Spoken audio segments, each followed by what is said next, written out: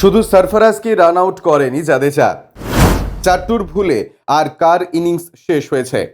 Fielder হিসেবে তিনি বিশ্বের অন্যতম সেরা। দূর থেকে নিখুঁত থ্রোয়ে উইকেট ভেঙে ব্যাটারদের ফিরিয়ে দিতে সিদ্ধহস্ত সেই রবীন্দ্র জাদেজা কি এবার রান আউট করাতেও পারদর্শী হয়ে উঠেছেন? বৃহস্পতিবার টেস্টের প্রথম দিনে সরফরাজ খানকে আউট করানোয় সেই প্রশ্নই আবার উঠেছে। জাদেজার দোষে রান আউট হওয়ায় ক্রিকেটারের সংখ্যা কম নয়, বারবার সেই কারণে তাকে সমালোচিত হতে হয়েছে। অতীতে তিনি বিরাট কোহলি, অজিঙ্ক্য রাহানে, হার্দিক পান্ডিয়াকে রান আউট হতে হয়েছে তার ভুলে। এদিন মিড অনে হালকা করে বল ঠেলে রান নিতে ছুটেছিলেন জাদেজা, কিন্তু শতরান থেকে এক ধাপ দূরে থাকার কারণে ঝুঁকি নেননি। কল করেও ফিরিয়ে দেন সরফরাজকে।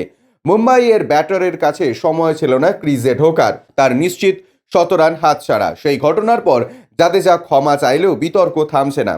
গত বছর কোহলি নিজেই জাদেজার ভুলে রান আউট হন। ওয়েস্ট ইন্ডিজের বিরুদ্ধে একটি টেস্টে 121 রান করেছিলেন তিনি। সেই সময় জাদেজার ভুলে ডাকে সাড়া দিয়ে ফেলেন।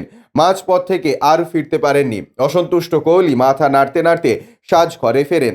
তার 2 বছর আগে অস্ট্রেলিয়া সফরে রাহানের সঙ্গে একই জিনিস হয়েছিল। সেবার অর্ধশতরান থেকে এক ধাপ দূরে থাকা জাদেজা নেথাল লাইনের একটি ভুল বলে খুচরো রান নিতে দৌড়ান। অস্ট্রেলিয়ার মার্নাস লাম্বুসনকে এগিয়ে আসতে দেখে তিনি থেমে যান এবং রাহানেকে ফিরে যেতে বলেন। রাহানের সময় ফিরতে না পেরে আউট হয়ে যান।